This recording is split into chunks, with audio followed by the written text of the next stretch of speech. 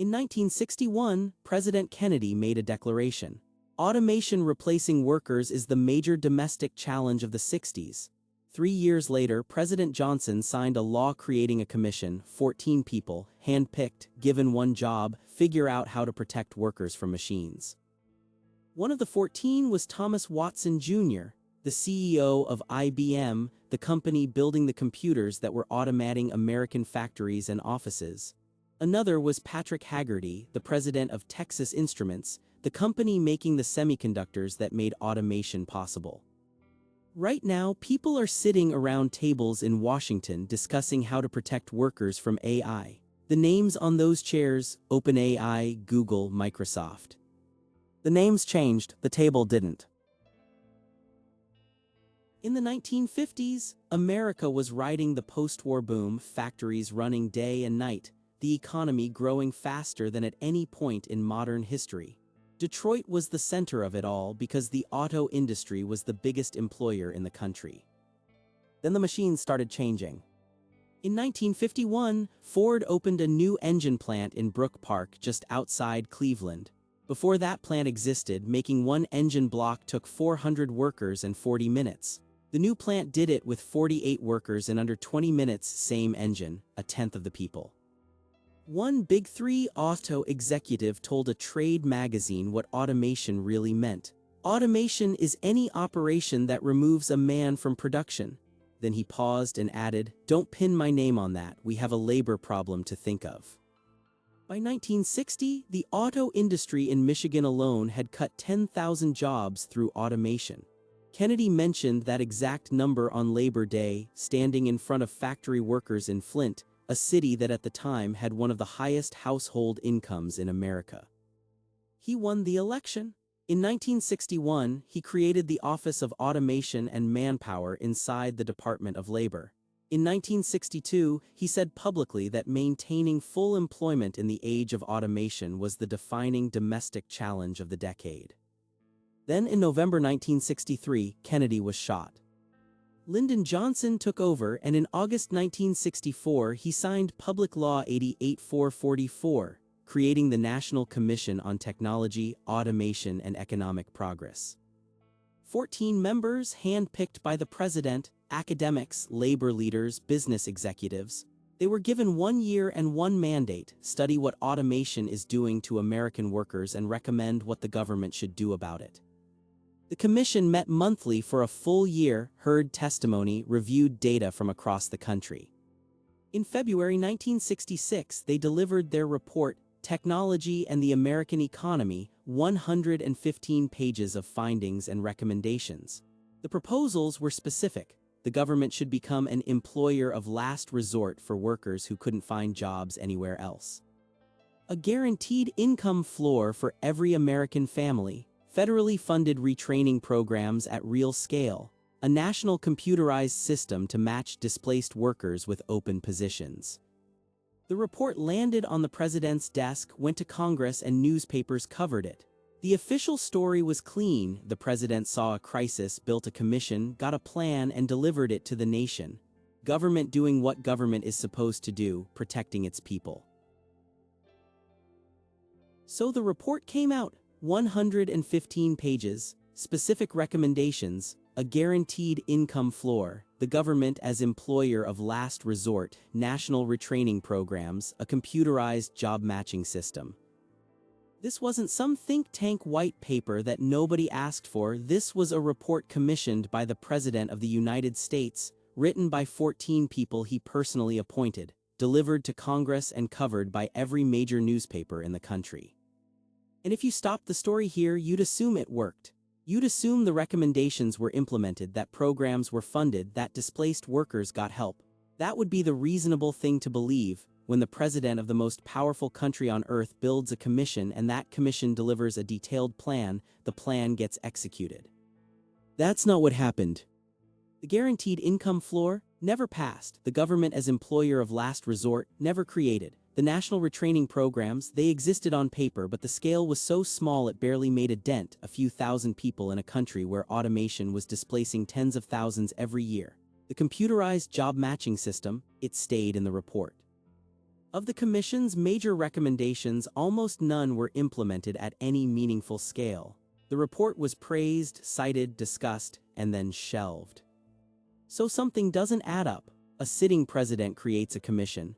The commission spends a year doing exactly what it was asked to do. It delivers a plan with specific, actionable steps, and then almost nothing happens. The diagnosis was made, the prescription was written, but the patient never got the medicine. Why would a president ask for a plan and then not use it? The commission delivered its report in February 1966. To understand what happened next, you need to know what else was happening at that exact moment. In 1965, President Johnson began sending combat troops to Vietnam. By the end of that year, there were 184,000 American soldiers on the ground. By the end of 1966, there were 385,000. The war was expanding at a speed that surprised even Johnson's own advisors. And the money followed the soldiers. In fiscal year 1965, the U.S. spent $103 million on Vietnam. 1 year later, that number jumped to $5.8 billion. The year after that, the same year the Commission's report was sitting on desks in Washington, it hit $20.1 billion. By 1968, it reached $26.5 billion a year. So when you ask why the Commission's recommendations were never funded, the easy answer is that the country was at war. Priorities shifted. National security came first. The budget went where the emergency was, and the emergency was 10,000 miles away in Southeast Asia. That feels reasonable. When a war breaks out, everything else waits. But here's what's strange about that explanation. The money wasn't gone, the government wasn't broke. It was spending more than it had ever spent before, just not on displaced workers. In the same years that the Commission's retraining programs went unfunded, the defense budget was growing by tens of billions of dollars annually. The same government that said there wasn't enough money for a guaranteed income floor found $26.5 billion a year for a war that had no end in sight. It wasn't that the money didn't exist. The money moved. It moved from one priority to another, and the workers who had been promised protection ended up on the side of the ledger that got erased. It's like a family that takes out a loan to renovate the kitchen and then the roof starts leaking. So they redirect every dollar to fix the roof. The kitchen doesn't get done. Nobody says the kitchen doesn't matter, they just say we'll get to it later. Except later never comes, because by the time the roof is fixed, something else is leaking. The Commission's report didn't fail because it was wrong. It didn't fail because the recommendations were bad. It failed because the country looked the other way, and by the time anyone looked back, the report was already gathering dust. So far, we've seen two things. The recommendations were never implemented, and the money and attention moved to a war. Both of those could be explained by bad timing or the chaos of running a country. But there's a third thing, and this one is harder to explain away. Go back to the Commission's membership list. 14 people. Some of them were exactly who you'd expect: labor leaders like Walter Reuther, head of the United Auto Workers, academics like Robert Solow from MIT, and sociologist Daniel Bell, people with no financial stake in automation. But they weren't alone at the table. Thomas Watson Jr. was on the commission. The CEO of IBM, the single largest computer company on the planet, whose machines were being installed in offices and factories across America, doing the work that people used to do. Patrick Haggerty was there too, the president of Texas Instruments, the company manufacturing the semiconductors that powered every new automated system. Philip Sporn, retired president of American Electric Power, was an outspoken advocate for automation who formally objected during the process that the report didn't praise automation enough. Edwin Land, the founder of Polaroid, built his fortune on the kind of technological innovation the Commission was supposed to regulate. The obvious defense is that you need technologists in the room. You can't write a report about automation without people who understand automation. Fair enough. But if the Commission had recommended aggressive protections, mandatory retraining funded by the companies doing the automating, transition payments, deployment slowdowns, who pays for that? The companies run by the people sitting on the Commission. Watson himself seemed to understand the problem. The report notes that he dissociated himself from any recommendations involving computers because IBM manufactures and sells them. He knew he couldn't be both the judge and the defendant, but he still sat in the room for every other discussion.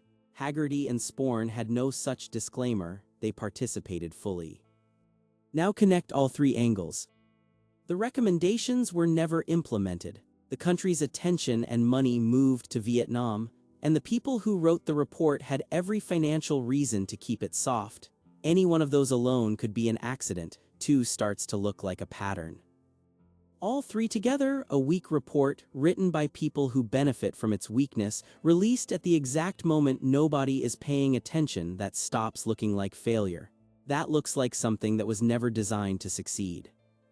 It's like a town that forms a fire safety committee after a building burns down and puts the owner of the matchstick factory on the committee. The committee recommends better fire extinguishers, then a flood hits the next town over and everyone rushes to deal with the water. The extinguishers never get bought, the matchstick factory stays open, and the original building is still smoldering. History records it like this. The president saw a crisis, created a commission, and the commission delivered a plan to protect American workers from automation. Problem identified, solution proposed, government doing its job. But that's not what we saw. We saw a report that was never implemented. We saw a war that swallowed every dollar and every headline. And we saw a commission where the people building the machines sat next to the people losing their jobs to those machines, and together they wrote the rulebook. Now it's 2026. AI is doing what automation did 60 years ago, except faster. And there are discussions happening right now about how to protect the workers who are being displaced. Task forces, advisory boards, policy roundtables. The names on those chairs: OpenAI, Google, Microsoft, Meta. The companies making the most money from AI are the ones designing the plan to protect people from AI. So the question is simple. Is this the first time we're having this conversation, or is this the same conversation we had 60 years ago with the same people at the table heading toward the same result?